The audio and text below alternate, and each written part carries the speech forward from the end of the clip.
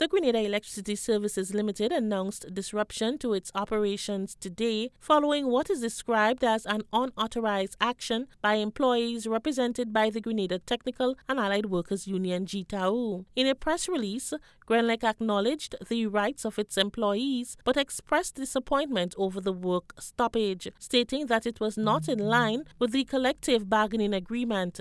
The company also noted that it had received no formal communication from the union regarding the reason for the protest. The workers' protest led to services delay or suspension at Grenlec. Slower operations were reported at the Grenada and Bruce Street customer care centers, while the Grenville office remained closed. Grenlec reaffirmed its commitment to the dispute resolution process and assured the public that efforts were underway to restore normal operations as soon as possible. Speaking to GBN Monday morning, GTAU President Andrew Lewis said workers were standing in solidarity with two employees who, according to the union, were unfairly treated. I have the solidarity with the two workers, Callista Braffett and Dwight Francis, that the company had kept on temporary for over 6 months in Callista case, close to 5 or 6 years.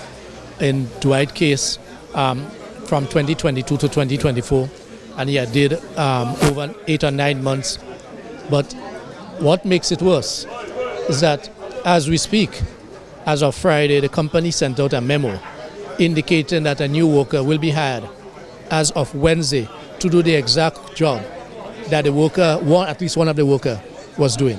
So the workers are very much disturbed about that, and therefore we need to send a very strong message to the company. Lewis further claimed that Grenlec's management attempted to compensate the affected employees in an attempt to remove them from their jobs. Could you imagine that a company like Grenlec, that has requirement for these workers to work, call these two workers and offer them $5,000 and $10,000 respectively to buy out their service in terms of severance?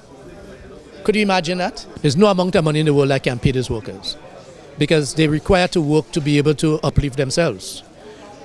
So our expectation is that we are going to heighten this today to bring it to the attention of the public, and then we see what happens going forward. He added that the matter was brought before the Minister for Labour, Claudette Joseph, who ruled in favour of the union, but Grenlec failed to act accordingly. This is a clear case, so the Minister was clear in her recommendation, found that the company was, I don't want to use the word dishonest, but that, they're spiteful in trying to keep the two workers out of a job, and they should be taken back.